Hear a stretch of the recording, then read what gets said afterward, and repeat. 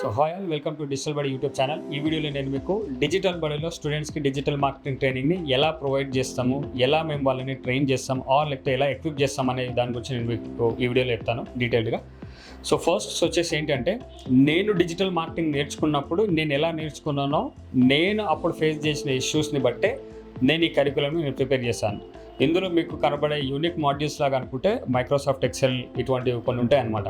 So అవి మీరు వేరే ఇన్స్టిట్యూట్స్లో జనరల్గా మీరు చూడరు. సో ఎందుకంటే నేను ఆ ఇష్యూస్ ఫేస్ చేశాను కాబట్టి నేను వాటిని ఇక్కడ వాళ్ళకి ఖచ్చితంగా నేను టీచ్ చేస్తాను. సో ఫస్ట్ స్టూడెంట్స్కి మేము ఏం చేస్తామంటే, అసలు వాళ్ళు క్యాపబులా లేదా మేము చూస్తాం. ఫస్ట్ వాళ్ళు నేర్చుకోగలుగుతారా లేదా. కొన్నిసార్లు ఏమవుతుందంటే, మేము నేర్చుకోలేము, ఈ క్యాండిడేట్ నేర్చుకోలేరేమో అని అనుకుంటాం, కానీ బట్ మా ప్రయత్నంగా మేము చేస్తాము. అది చాలా సక్సెస్ అయిన సందర్భాలు చాలా ఉన్నాయి. మేము ఏం చేస్తామంటే స్టూడెంట్స్ మేము ముందే చెప్తాం. సో ఇది మీరు కేటాయించాల్సిన సమయం ఏంటంటే, అట్లీస్ట్ ఒక 3 months ఈ కోర్స్ ఉంటుంది. ఈ 3 monthsలో కూడా 1 hour క్లాస్ ఉంటుంది. దాని తర్వాత మీరు అట్లీస్ట్ ఒక 2 to 3 hours కొంతమంది ఇంకా 4 hours కూడా స్పెండ్ చేయాలని చెప్తుంటాం టైం. ఎందుకంటే ఈచ్ క్లాస్ తర్వాత మీరు ప్రాక్టీస్కి కానీ, ఎందుకంటే ఎంత ప్రాక్టీస్ చేస్తే అంత కాన్ఫిడెన్స్ కూడా వీళ్ళకి ఇంప్రూవ్ అవుతుంది. సబ్జెక్ట్ పైన కూడా ఇంకా వీళ్ళకి ఇంట్రెస్ట్ వస్తుంది నెక్స్ట్ క్లాస్కి కూడా. లేదు జస్ట్ క్లాస్ వింటూ నేర్చుకుంటారంటే అది పాసిబుల్ కాదు. థియరీ సెషన్స్ వరకు ఓకే, కాన్సెప్ట్ అర్థమవుతుంది, కానీ బట్ దాన్ని ఇంప్లిమెంట్ చేయాలంటే మరలా మీరు ప్రాక్టీస్ చేయాల్సి ఉంటుంది. సో ఆ ప్రాక్టీస్ కోసం ప్రతి స్టూడెంట్కి ఏం చేస్తామంటే, సపరేట్గా వాళ్ళకు డొమైన్ హోస్టింగ్ తీసుకొని ఖచ్చితంగా అది వాళ్ళకు దాన్ని ఒక బిల్డ్ చేయాలన్నమాట. ఈ ప్రాక్టీస్ ఆల్మోస్ట్ ఆల్ ఇన్స్టిట్యూట్స్ ఇప్పుడు అడాప్ట్ చేసుకున్నాయి, విచ్ ఇస్ గుడ్ అనుకోవచ్చు డిజిటల్ మార్కెటింగ్ లెర్నర్స్కి. సో అలా ప్రతి ఒక్క స్టూడెంట్కి అంటే వాళ్ళకంటూ సపరేట్ ఒక డొమైన్ ఉంటుంది, హోస్టింగ్ ఉంటుంది, సోషల్ మీడియా పేజెస్ ఉంటాయి టు ప్రాక్టీస్ అనమాట.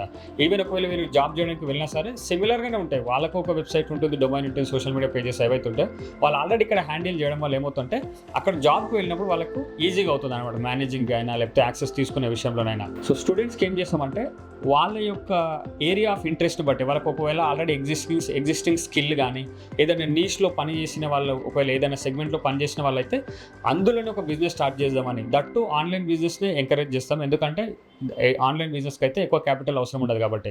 సో ఆన్లైన్ బిజినెస్ స్టార్ట్ చేసుకొని దానిపైన ఎఫర్ట్ మనం పెడదామని, దాన్ని ఎలా గ్రో చేయాలో అనే కాన్సెప్ట్స్ అవుతుంటాయి. అంటే ఇప్పుడు ఆన్ పేజెస్ సెషన్ అయిందంటే, ఆన్ పేజెస్ సెషన్ వాళ్ళ బిజినెస్కి, అంటే వాళ్ళ బిజినెస్ సైడ్ ప్రాజెక్ట్కి వాళ్ళు ఇంప్లిమెంట్ చేయాలి.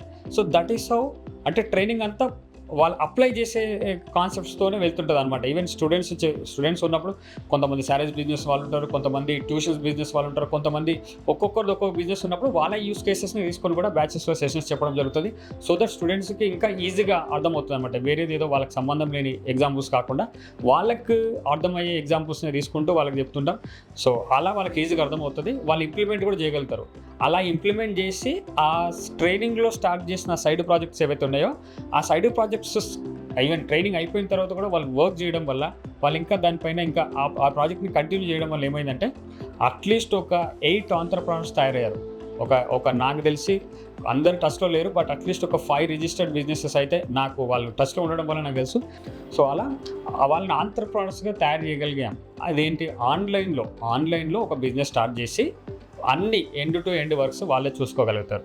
కొంతమంది ఏమైందంటే బిజినెస్ ఇంకా గ్రో అయ్యేసరికి వాళ్ళు ఇంకా టీంని కూడా పెంచుకున్న సందర్భాలు కూడా ఉన్నాయి స్టూడెంట్స్లో. సో అలా ప్రాక్టికల్గా వెళ్తుంది. స్టూడెంట్ ఎవరైతే నేర్చుకుంటారో సెషన్స్ ఎండ్ అయ్యే వరకు ఖచ్చితంగా కాన్ఫిడెంట్గా అవుతారు, ఇంటర్వ్యూస్కి రెడీ అవుతారు.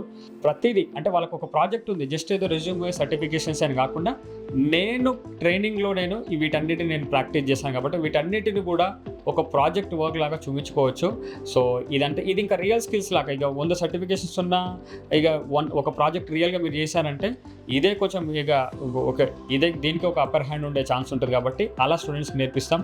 సో వాళ్ళు జాబ్స్ అయినా చేయగలుగుతారు, ఫ్రెషర్ జాబ్స్, నేను చెప్పేది ఫ్రెషర్గా వీళ్ళు కాన్ఫిడెంట్గా ఇంటర్వ్యూస్ని క్రాక్ చేయగలుగుతారు, జాబ్స్ కూడా చేయగలుగుతారు. నా దగ్గర నేర్చుకున్న వాళ్ళ స్టూడెంట్స్లో 12,000 per month శాలరీ నుండి రేర్గా 10,000కి వెళ్తారు అనుకోండి. 10,000 per month నుంచి 35,000 per month శాలరీ కూడా తీసుకున్న వాళ్ళు ఉన్నారు. అంటే అది ఫస్ట్ జాబే, ఫస్ట్ ఫ్రెషర్గానే.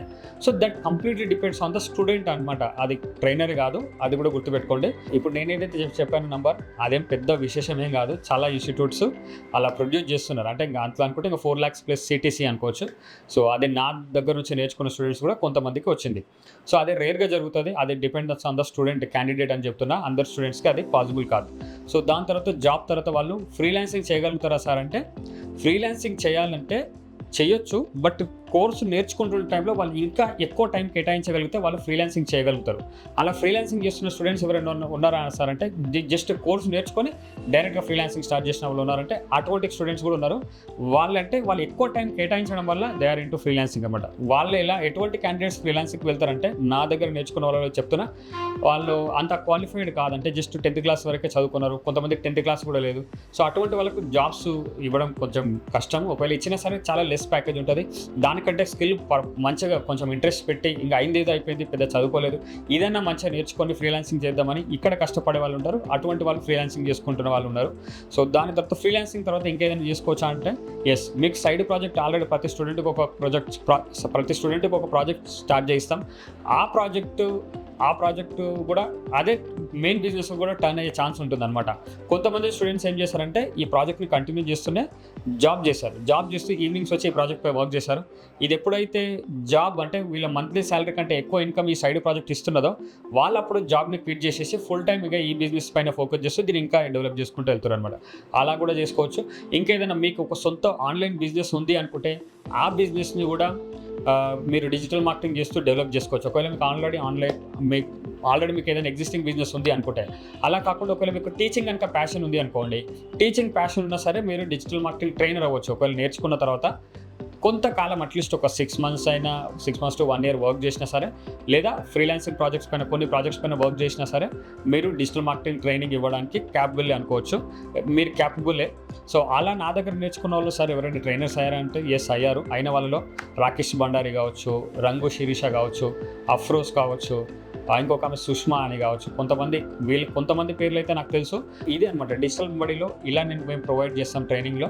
ఏదైనా అప్డేట్, ఏదైనా కొత్త స్కిల్స్, కొత్త టూల్స్ కానీ ఏది డిజిటల్ మార్కెటింగ్లో వచ్చినా సరే అది ఇమీడియట్గా ఆ సెషన్లో డిస్కస్ చేయడం జరుగుతుంది, వాళ్ళకి చెప్పడం జరుగుతుంది.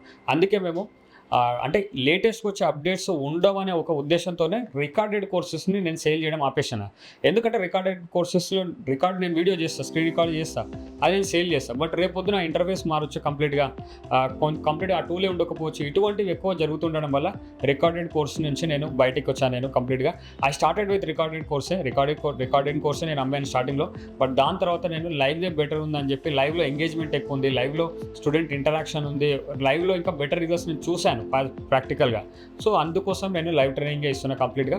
ఈ ట్రైనింగ్ సెషన్స్ అన్ని రికార్డింగ్స్ ప్రొవైడ్ చేయడం జరుగుతుంది స్టూడెంట్స్కి. So that's it for this video guys. So digital బడిలో అయితే మేమైతే స్టూడెంట్స్ ఇలా ట్రైన్ చేస్తాం. Thank you so much for watching this video. ఒకవేళ మీరు మా దగ్గర నేర్చుకోవాలనుకుంటే స్క్రీన్ పై కనపడుతున్న నెంబర్కి కాల్ చేయండి. Thank you so much for watching this video.